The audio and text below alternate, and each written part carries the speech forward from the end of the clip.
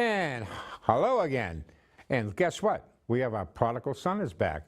Paul Crowley, nice to have you back, fella. It felt By like popular demand. It felt like I've been gone for months. I'm so excited to be back. I'm looking forward to getting into the conversation around. And yeah, but you're gonna on. leave me next week, huh? Yeah, I have a conference I'm going to, an annual conference that I go to down. This one's in Georgia. At the height of the heat. I may go with you if you're going to Georgia. Yeah. Atlanta? Savannah. Gorgeous city. Yes. Gonna love it.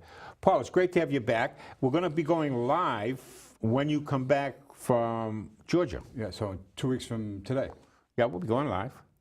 I don't know if necessarily it's gonna be 8 o'clock at night? No, I believe we're gonna do it at 5. Oh, okay. Which is when we're gonna catch everybody, you know, just before supper. And it ought to be fun. We'll work out the mechanics. Yeah, and Colin too, right? Colin. Yeah. After that, folks, we're back. Back in action. Joe and I are back. You're watching Frankly Speaking, where truth is our mission, reality our realm, set as we see it, and frankly as well. I'm Joe Spina and Prodigal son. the prodigal son, Paul Crowley, who, by the way, is down to 173 pounds, and I can't stand him because he looks so good. I'm so envious. Bright lights and pretty sights. Frankly, Joe, you know there's bright lights and pretty sights. There's something uplifting about bright lights and pretty sights. Ask the 2,500 people that celebrated and marveled at the city's art. Lynn is no longer a city of A newfound flair, style, and panache permeates the city. For ages, the great cities featured murals, frescoes, and artifacts that attracted folks from far and wide and defined the character of their citizenry. A city's art acts as an identifier, a marker of its character.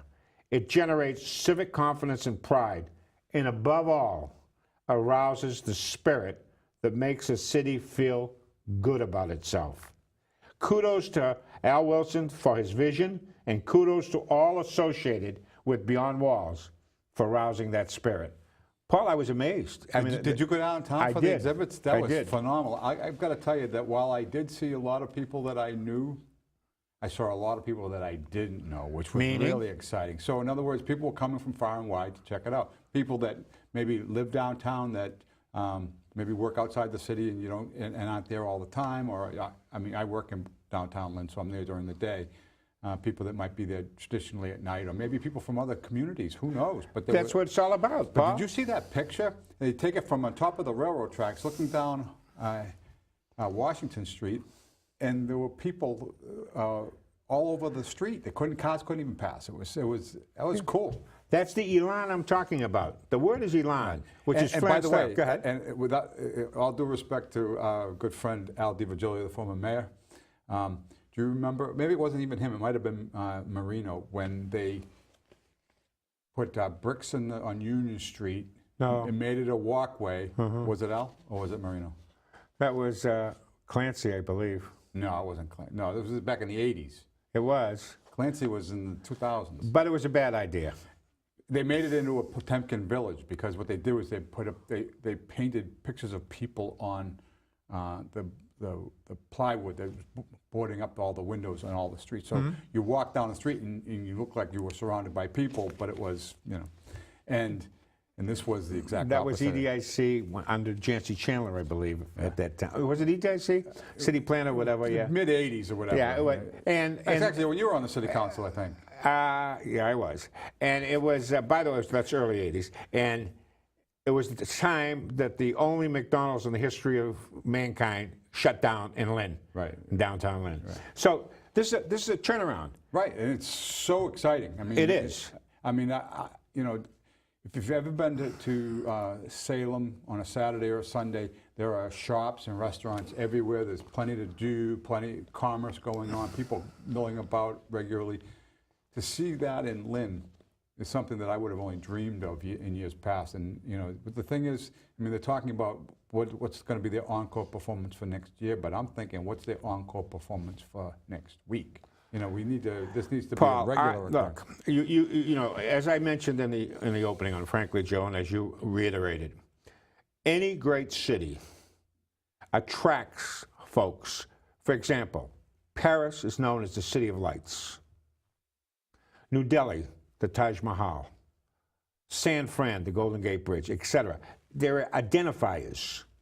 Well, Lynn now has an identifier that has urban art, upscale urban art, not graffiti, Right. you know, stuff that you can be proud of, that also tells a historical story about the city. Plus, it's lit up. We did show on this long before it happened. Yep. And we encouraged and talked about the lights coming to downtown Lynn. So when you package it all together, we're moving in the right direction. This is that spirit, that confidence, the swagger. A city needs swagger, Paul. Right. You know, and I've got an idea for like the next level of this thing. Do you remember, you ever drive down the South Shore, go down the Route 3, you know, the Southeast Expressway, and you're heading towards Braintree, and you see the big gas tank on the left, and it's got the decorative artwork on it, and and if you look real closely, you can see Ho Chi Minh and all that kind of stuff, right? Yeah. I always said, we have one right on the Linway, and it's kind of an eyesore. Why don't we get National Grid to paint something on that as well, right? And then recently, I was going across the Salem-Beverly Bridge, and there's one over there now, and they have sailboats on the one in Salem, on the Salem-Beverly Painted line. on the... So why can't we get National Grid to do that in Lynn? So I think that should be the next level of this thing. Folks, you see the prodigal son came back, and he's invigorated with ideas. Tell us, what do you think Paul's right about that?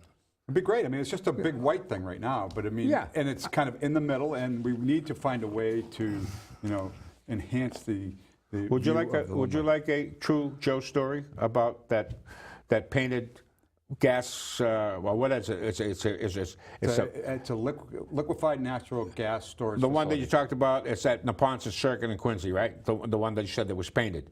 Yeah. Okay, this is a true story. In one of my incarnations, I was a sales manager for Johnson & Johnson. And part of my territory was the Cape and the route you're talking about. So I was driving home at an accelerated rate.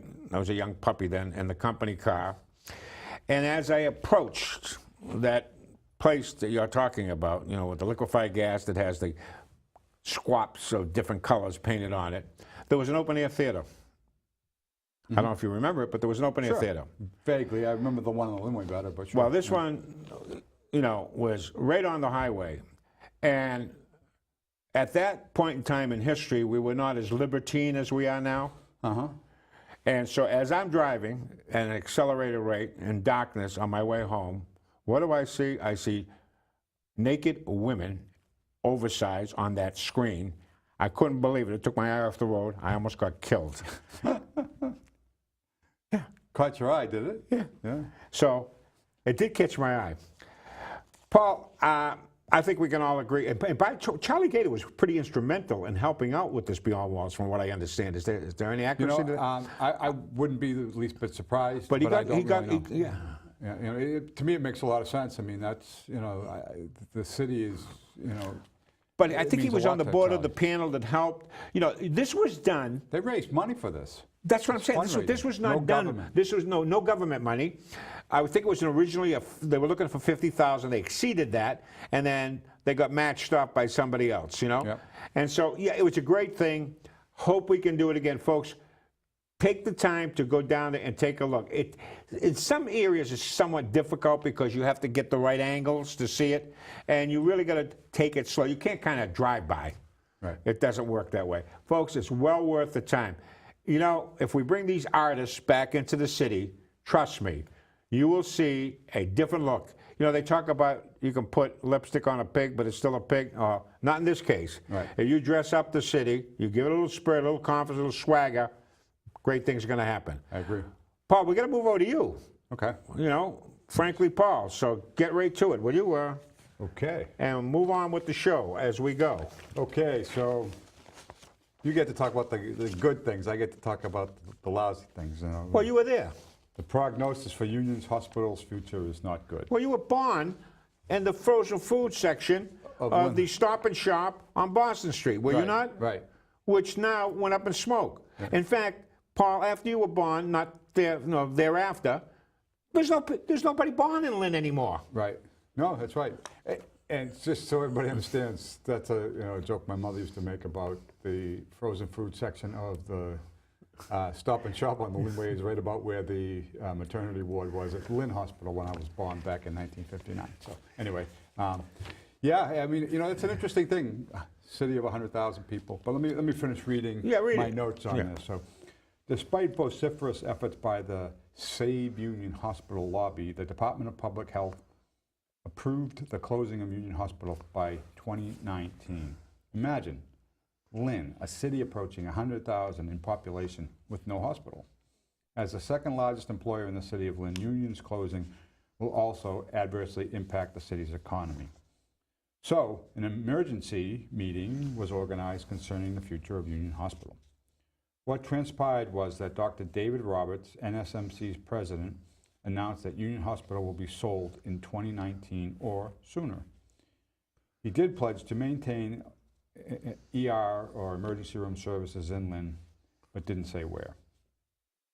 Senator McGee voiced his skepticism that the entire campus will be closed, only to have NSMC spokeswoman Laura Fleming underscore that there's no question Partners will consolidate most of its services in Salem in 2019 and 2020. Net bottom line, Union Hospital's future is in critical condition. Agreed? Yes. So with all the protests, and don't forget, those folks that I had on while you were away. The Mass Senior Action folks? Yeah, they were down there protesting. In fact, Cathy Paul, lovely lady, she was there, and there's a picture of her right there.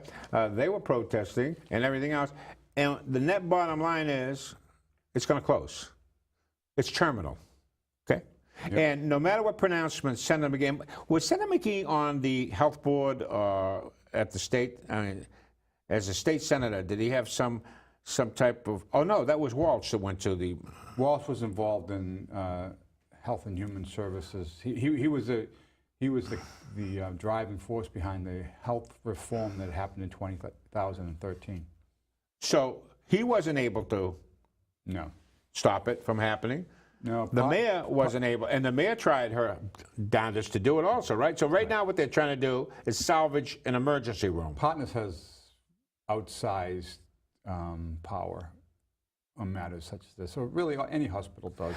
Back in, I don't know, 2, 3, 4 years ago, Stewart Health Systems closed a hospital in Quincy. I mean, they go through this exercise. But what do you attribute this to, Paul? I mean, why did a city, when I was a youngster, had 2 magnificent hospitals, and you were one of the few who were born in Lynn Hospital, and now we have Stop and Shops, and we have market baskets, we have a lot of food, we have a lot of obesity, and we have no hospitals, and no one born in the city. Isn't that sad? Well, I tend to be parochial and, think that Lynn should have its own hospital. Yeah. And discouraged by the fact that it isn't. With the regionalization of things and the pressures that everybody involved in healthcare face today in terms of what to do about the growing need for health care and the shrinking pot of dollars, they got to do something. And I'm not saying this is the right answer. I'm just saying that you can. These are the kinds of things that happen when that kind of pressure. And, for all of the talk about the Affordable Care Act and how great it is, it has led to decisions like this by hospitals to consolidate. They're debating the Affordable Care Act is not great. There's not a thing about the Affordable Care Act that's any good. I disagree. What do you say is good about it? The notion that person-centered and prevention and wellness and addressing things from the community that existed before. That mindset existed prior to. I will tell you that that's only partially true. The concept has always existed. Managed care has always existed, but there has never been the ability for the system to require, you to deliver on outcomes as opposed to outputs. Paul, here is the issue. We don't have and never did have a health care problem. We had an insurance problem. Yes, I think they try to conflate the issues and so forth. All right. So what they did. Can I just finish? Because you said nothing good came out of it. To me, there was a lot of good. The emphasis and the focus on the community and the social determinants of health as being a big part of how you deal with the health crisis. Instead of saying we need to cut expenses in Medicaid and Medicare, so we're going to give the hospitals less money and the docs less money, and that leads to them closing hospitals and consolidating, right? What we're saying is let's focus on behavioral things. Let's talk about, let's find the people where they are, in their homes, in the community, and get them engaged in their own health. And if we can get them to change behaviors in a positive way and do more healthy things, there's going to be less of a need for the primary, secondary, and the tertiary cares.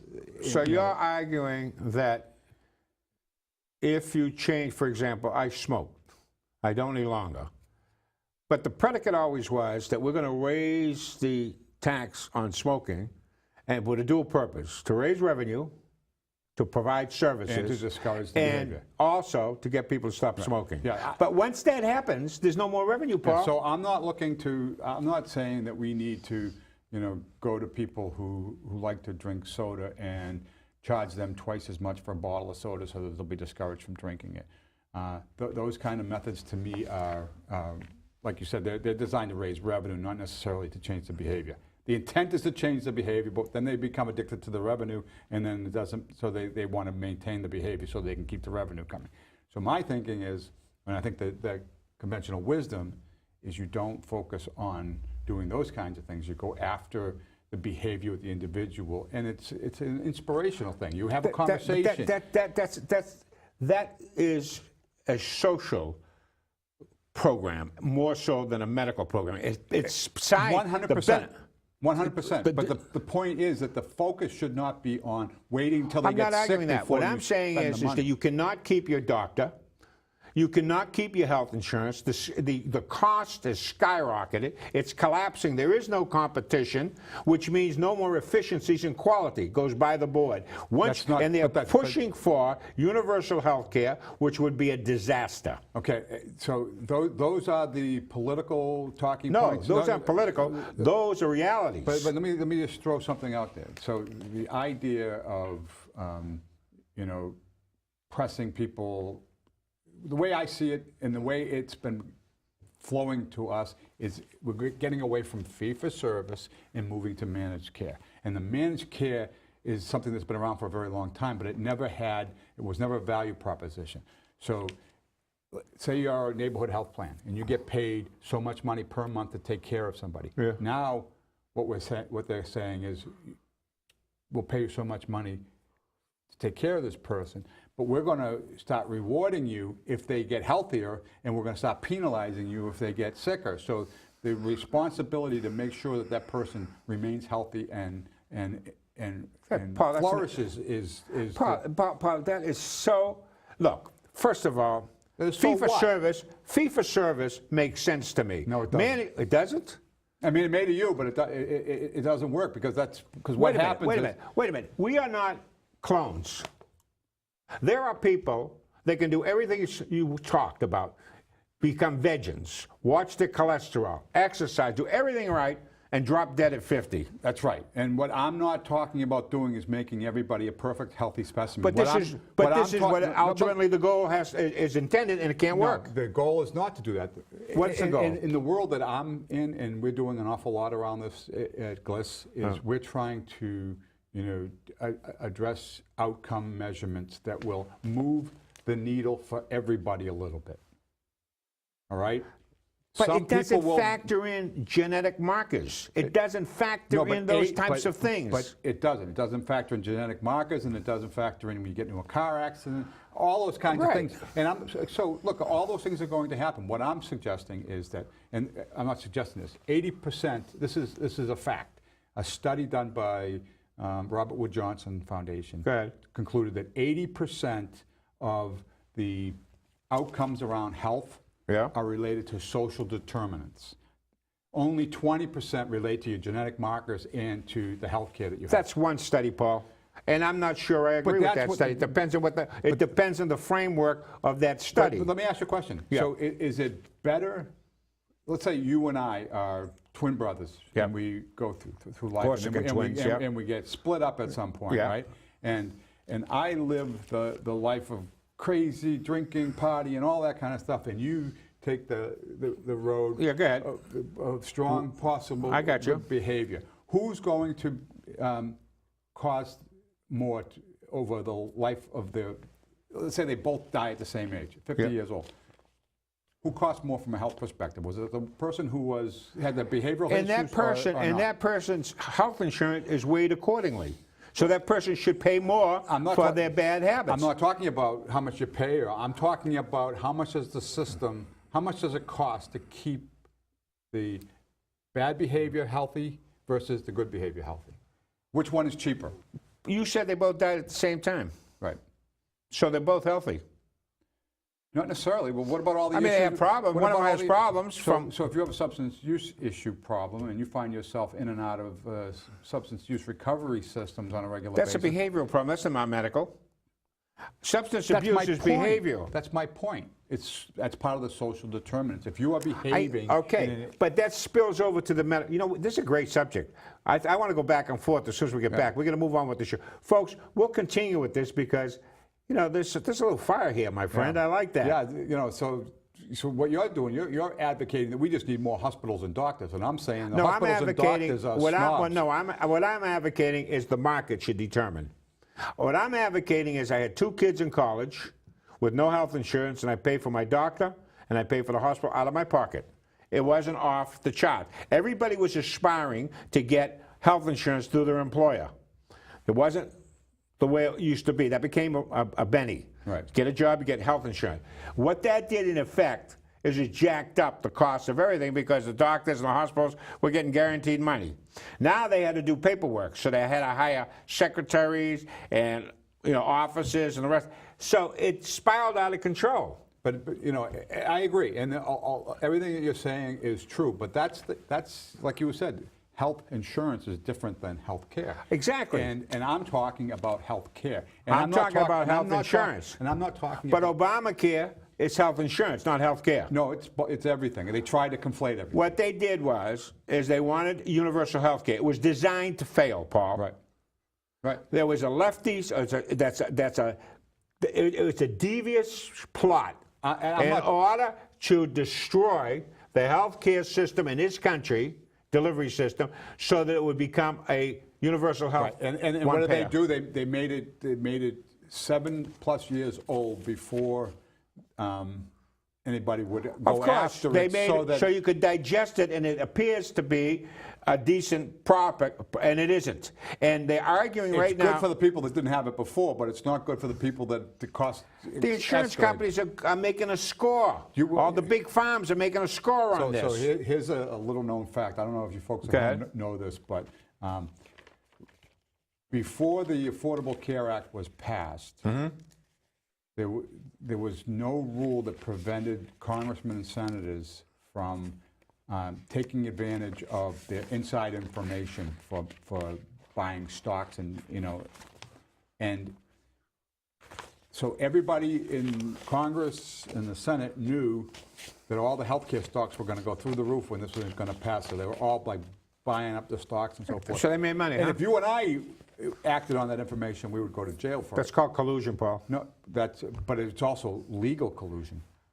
Anyway, that's so. Just keep in mind. I got that. Everything that was happening was. But who and made? they didn't even have in the Congress didn't have to. But you just told me that where were they invested in? The insurance. They bought all the health care companies. Yeah. Insurance companies. Oh yeah. Drug manufacturers. And big farm, right? They all were going to benefit. Because they're all going to be subsidized. Right. And if you watch the stock market from that date in March when the bill was passed in like a year.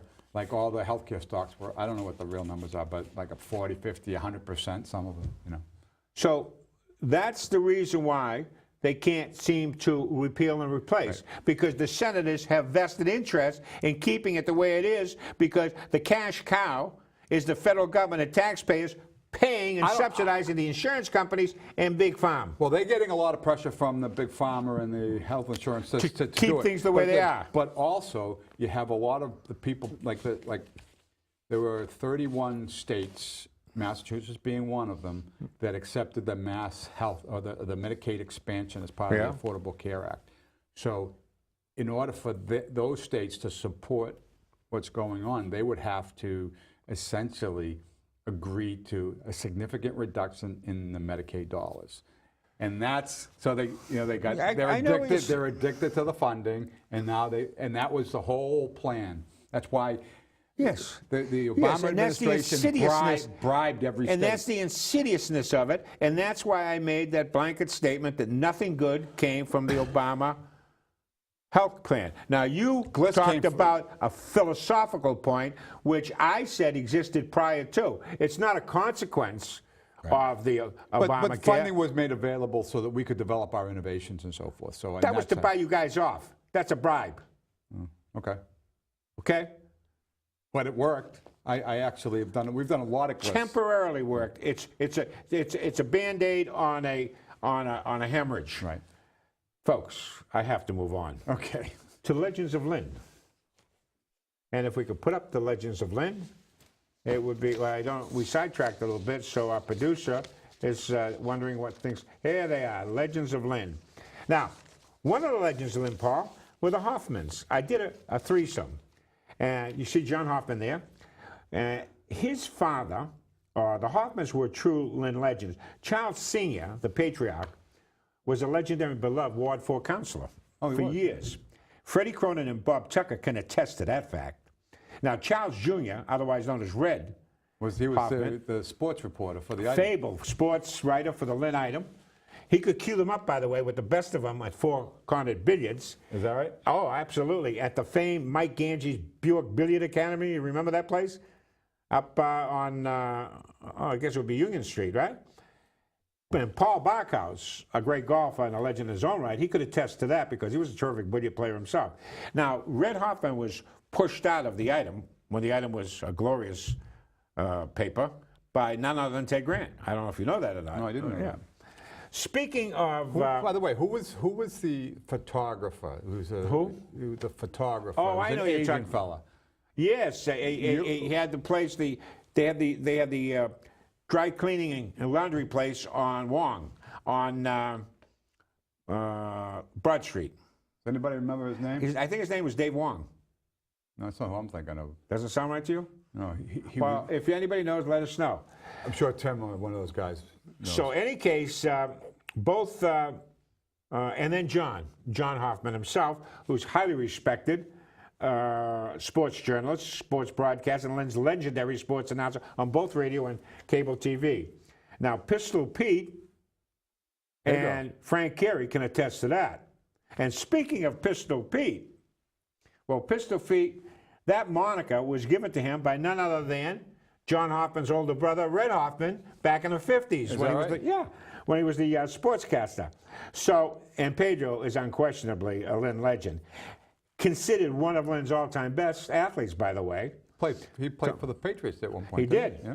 He played, well, he went to your place, played for Lynn Tech, West Texas, the New England Patriots, the Toronto Agronauts. The Boston Patriots.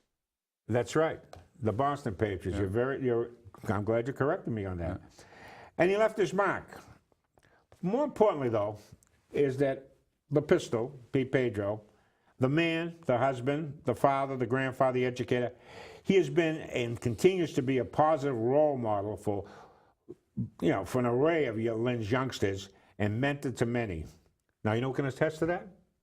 Frank Carey. Is that right? Yeah. Another legend. And Frank Carey is also a legend, also known as Mr. Baseball. So legendary that they named a high school field after him. You like that one? Yeah. Now, he was also... What's his nickname? The Crow. The Crow. Frank the Crow. Yeah. He was also a legend from St. Mary's. He played on those great teams with Tony Conigliaro and Tony Nicosia and Tommy Arabino and et cetera, et cetera, et cetera. Yeah. So he was inducted into the Massachusetts Baseball Conference, whatever it is, MBCA's Hall of Fame on 4 different occasions. He's the winningest coach in the history of Massachusetts baseball. But despite all his success and international recognition, Frank and his accomplishments and contributions to the sport of baseball, he remains humble.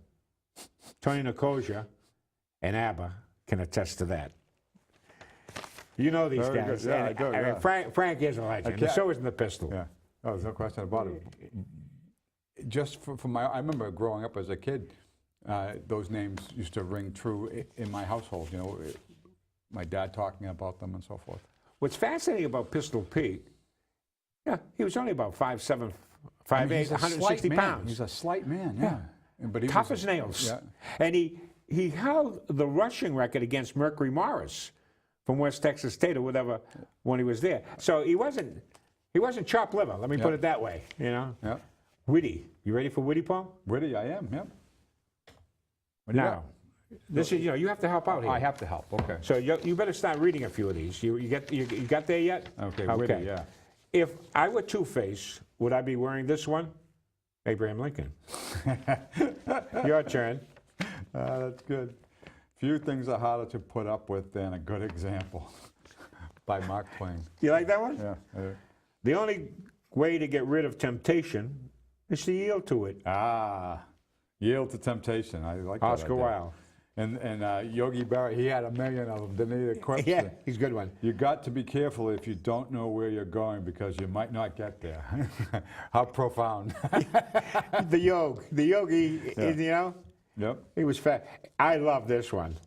When choosing between two evils, I always like to try the one I've never tried before. Mae West. Oh, she was way ahead of her time, let me tell you. Okay. Yeah. I don't want to achieve immortality through my work. I want to achieve it not by not dying. Yeah. Woody Allen. I'm not going to show up for my wake. I don't know about you, Paul. Yeah. I hope not to. Right. This is great. I would have made a good pope, Richard Nixon. He said that, really? Yeah, he did. And Porky Pig said, that's all, folks. And that's all, folks. So that takes us now to, guess what? Things to think about? Things to think about. You know, you're way ahead of the score. So what's the first thing we ought to think about? Well, this is true about politics for sure, but if you're not outraged, you're not paying attention, right? And that doesn't matter whether, it doesn't matter whether you have left views or right views. That's right. Either way, if you're not outraged, you're not paying attention. Well said. If we all quit voting, will they go away? No, you know, if we all quit voting, there'll be no vote. No. Not that there is much of a vote now, because as you've said many times in shows before, there is an organized minority that really decides the fate of this country all the time. And the biggest reason why we have Donald Trump in the White House is because of that organized minority got out of control, and finally the people rose up, right? Well, they've been identified. Yep. They were in the shadows. Nobody realized it. They had everybody buffaloed. And everybody's freaking out now. Because they've been revealed. Right. Otherwise known as the deep state. Right. Right? In the media, you know. Which is part of the deep state. Jake, it's the bureaucracy. The bureaucrats, unelected officials, run this country, Paul. Right. They tell the politicians what they can and cannot do. The bureaucrats. Right. You know, just as an example, right? Let's go back to the Deval Patrick administration. When he was the governor, certainly it was great if you knew the governor and all that kind of stuff. But let me tell you something. If you knew the governor and you had his phone number and you could call him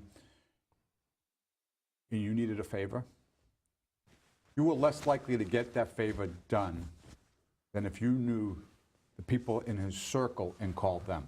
You know what I mean? So in other words, you call the circle of people that's in the circle of influence, and you get them to help you because they're the ones that will pull it all off. Well, they're the bureaucrats. Right. All right, now here is an interesting concept. Folks, I want you to think about this. What if we had term limits on bureaucrats? Because they outlive presidents and senators and reps. They're not subject to recall. Right. They're allegedly, and they're protected by law, aren't they? You can't, civil service laws protect them? Yeah, and you know, they're the ones that write the rules, so they... Yeah, they write the rules in their benefit. Right. Think of what happened at the VA hospital. Thankfully, That's Trump is now. doing a good job of chopping them out of there. Right. But I mean, that's unconscionable. Right. Right? No, I agree. Yeah. Allowing people to die. For all the noise and all the things that happened with the VA that were exposed in the last 3-4 years, up until Trump took office, absolutely nothing happened. And That's that was right. because everybody's afraid to do anything. You know why? Because every congressman, every senator, the president, and all of those people that are in charge, they're all behind the scenes saying, you know what, my cousin works there, my sister works there. Precisely. We can't, if we do that, you're going to affect my people, so we can't do it. So it doesn't happen. And that happens at state level, happens at local level. Yeah, and this is where we have to guard against as a society, because if your bureaucracy gets so big, so unwieldy, and government always grows with crisis. That's why they love crisis. You get a war, Right. 9/11, what happened? We voluntarily gave away our civil liberties for what we call security and safety, right? And you can never backtrack. Right. What did Rahm Emanuel say? Don't ever Never let a good crisis go to waste. Yeah. And so what happens is when you finally bring someone in, I know that Tillerson, the Secretary of State, is thinking of packing it in. Well, you know why? Because he's been commissioned to bring the State Department under control. They're firing people left and right. Last night, I was watching TV, and it caught my eye. The representative, the gal from Hawaii, Tulsi is, I believe, Gabbard. She is putting a bill. Now, don't forget, she endorsed Bernie Sanders, so she's hardly a conservative, right? She's putting in a bill claiming that our CIA, our government, with tax dollars, has been subsidizing Al-Qaeda in Syria and other places. We are giving money. Listen to this, folks. According to her, she's passing a bill to stop that from happening, that we're actually funding, with American tax dollars, the precise group of people that attacked us at 9/11. Right. That's insane. Right, but I believe it's 100% true. You know why? Because, on multiple levels, but the two main ones are, one, there's just stupidity of the government, and two, it helps them to keep power. As long as you got to have an enemy, right? Look what happened after the Cold War ended, right? Oh yeah, there was a whole bunch of money and nobody to fight. Yeah, and Clinton spent it all. Right. Everybody says, what a wonderful job that what Clinton did. He got a basket full of money as a consequence of the peace dividend with no more war against the Soviets. And how did the Cold War end? I forget. Who was involved in that? Was that was the Democrats? Reagan and a guy named it was Reagan and Bush. Oh yeah.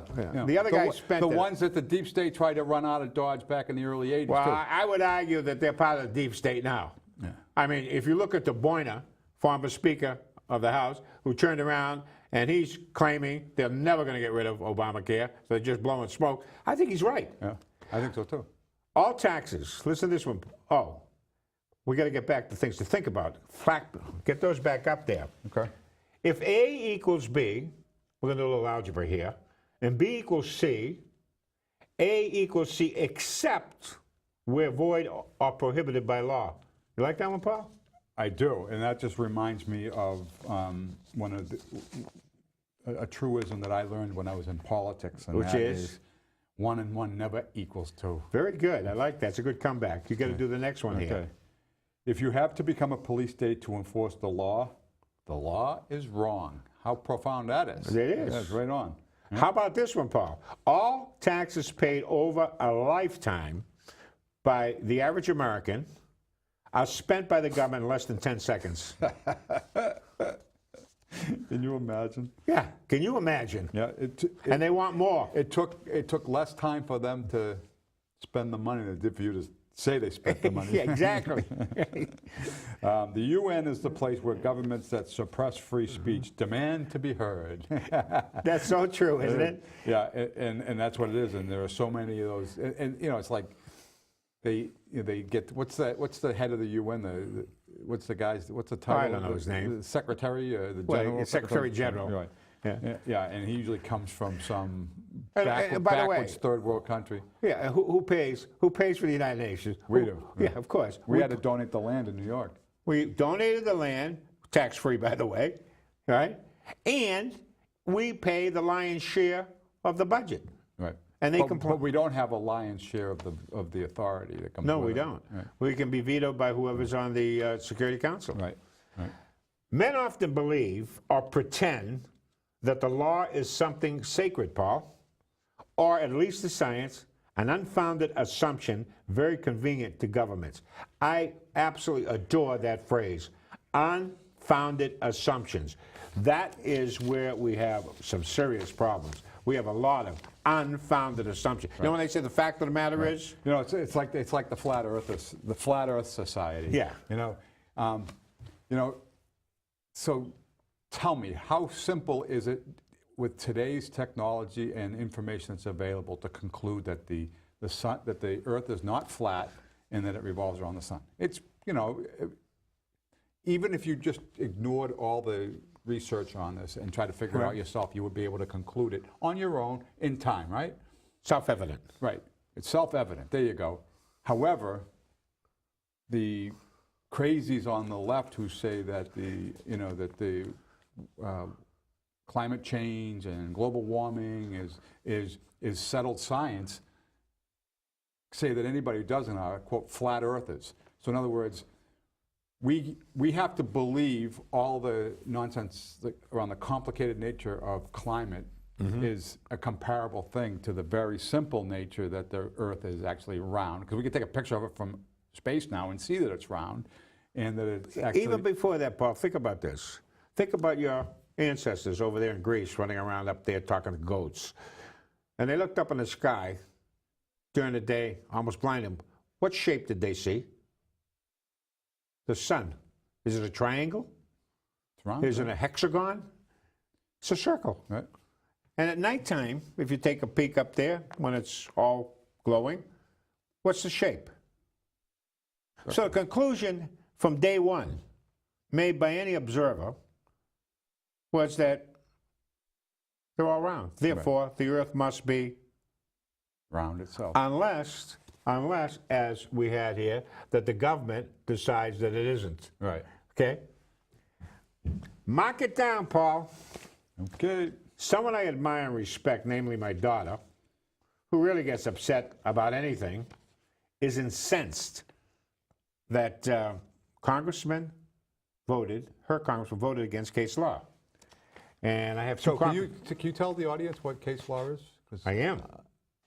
In effect, case law increases maximum penalties for criminal aliens who attempt to re-enter the United States illegally. Now, you can tell me what brought about case law, which I didn't explain. Yeah. Huh? The Kate Steinle. Yeah, she was shot by an illegal alien who had entered the country on 5 or 6 different occasions, had 6 or 7 felony arrests. Right. And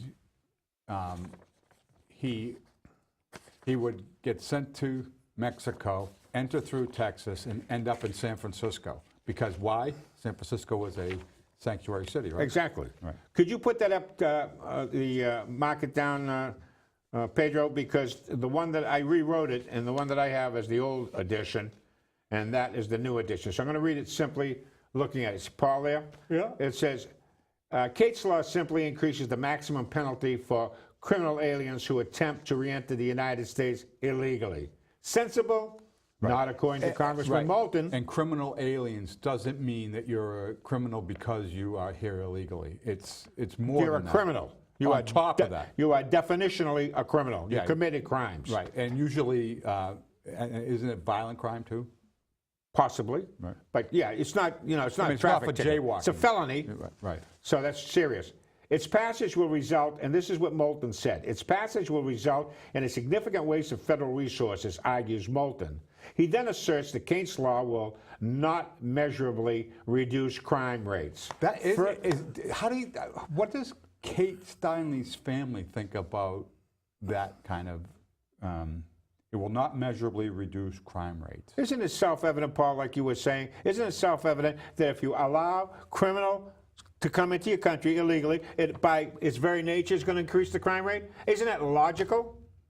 Isn't Right. anybody that has any IQ above room temperature come to that conclusion? That's not a good idea to allow criminals to come into your country illegally because it's going to impact your crime rate. He's concerned about penalizing those who come to escape war and persecution. Now, why would somebody who came to escape war and persecution be subject to Kate's law? They're not. That's the whole point. Then he's full of whatever, right? Exactly. All right. So what I'm saying is that this is unbelievable. And this is very typical of the liberal left to, or the extreme liberal left who use a non-starter, a non sequitur to explain why it's bad, even though it doesn't apply. An unfounded assumption. Right.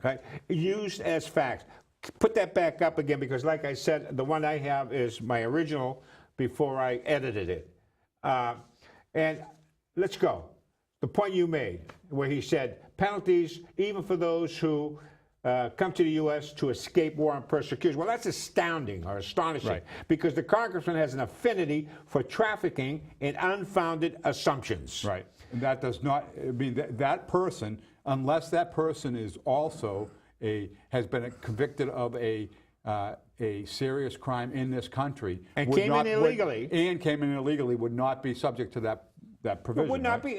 be. Yeah, that's exactly it. If an individual is seeking asylum from a war or persecution using legal channels and is not a criminal, case law just doesn't apply. Yeah, and how many times have you heard him and people like him say something to the effect that if it helps one person, it's worth doing? It killed one person. I mean, he doesn't understand that part. Right. Back up with that. I'll finish it off. Think a moment. If an individual, I already did that one. Moreover, reason dictates that an influx of alien criminals illegally re-entering the United States would most assuredly increase the crime rate. Although Moulton says, I condemn in the strongest terms the murder of Kate Stanley, but sadly, H.R. 3004 would not have prevented her death. How does he know? It absolutely would have. I mean, well, the thing is, first of all, no sanctuary city would have prevented. He would not have even tried to go to San Francisco in the first place. Remember, San Francisco is Northern California. That's right. And how did this guy get back into the country from the southern border? 5 times, from Paul. the southern border, though, right? And why does he end up in San Francisco? Because he's safe there. So much But for not sanctuary Kate city. Stanley. That's right. We got about 2 or 3 minutes left, Paul, so let's get to the comments here. And let's shoot right down to comment number 2. It says, hi, Joe. I'd like to make 2 comments after watching your latest show. 1, the comments you received with a resounding no on the imposition of a local 1% income tax. I feel the enactment of such a tax needs clarification, and you're absolutely right.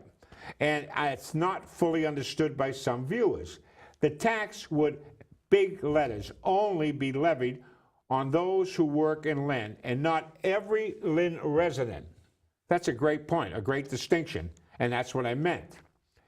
If you live in Lynn and work, we'll say in Peabody, you're not going to be taxed.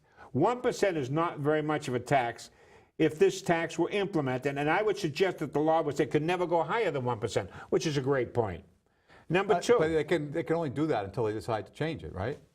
Well, So the law will never raise it above 1, and then they'll pass a law saying, except under these circumstances. yeah, you got a point there. And that's what they do. But if you believe me. lock socket, if you could. Look at the Now, I tolls. had mentioned, and this is a good point he makes, number 2, I had mentioned that I think it's grossly unfair, and I said to Cathy Paul, and who's that other lady, Barbara? Barbara Mann, very nice. Extremely. Yep. I said, hey, I'm offended, and you guys should be protesting about the fact that they're taxing my Social Security.